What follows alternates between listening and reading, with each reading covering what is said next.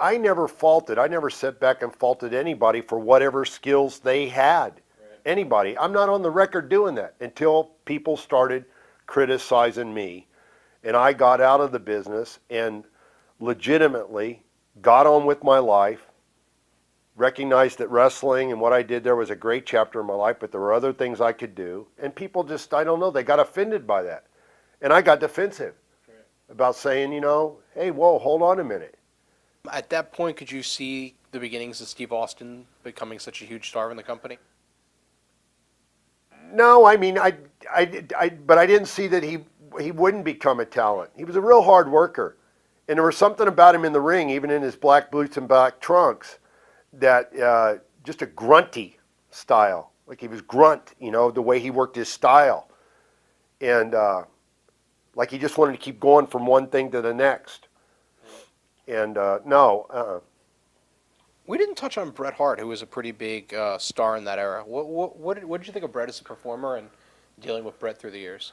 I liked Bret, and I liked when I went to Canada, I would stay with Davey Boy and them. I would go out to the Hart home. I was good friends with Owen. I traveled with Owen and Jimmy Powers up and down the road. Those are the guys I traveled up and down the road with. I'd bring them in my car. I had a limo. Come on, let's go. Bret Hart, I remember celebrating in some Midland, Texas or something, his birthday. We all stayed out late one night, and we all ended up shacking up at this this rotten hotel. We couldn't find any more rooms and stuff. I liked his family. I liked his kids. I liked Stu. And they always, I was always respectful of who they were and where they came from and everything like that. But then later they got,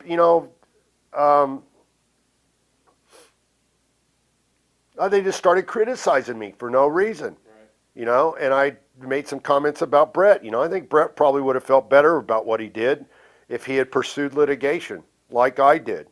I saw it all the way through, and I think he stayed bitter about that, that he went to WCW, and even though he made the money, he didn't get to finish his career the way he wanted to. Well, I thought people like Bret that had been in business for so many years knew how to handle all kinds of different business waters, whatever they were.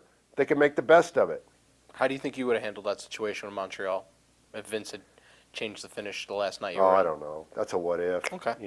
I think in some ways it was all, the camera was in the right place at the right time too often for that documentary.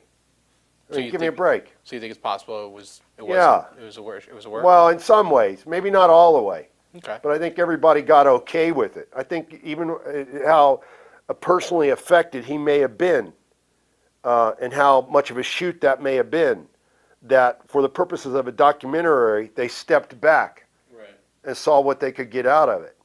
And I did make the comment after Bret had the stroke, that because when he continued to criticize me, like when people would ask him in his columns or something, he would write, somebody asked about the Ultimate Warrior, and his response to them was, what are they thinking? Like why even raise that guy's name when, a god like me and the other ones are around or something like that. And, he did go down to Florida and he did hug Vince. Right. I don't get that.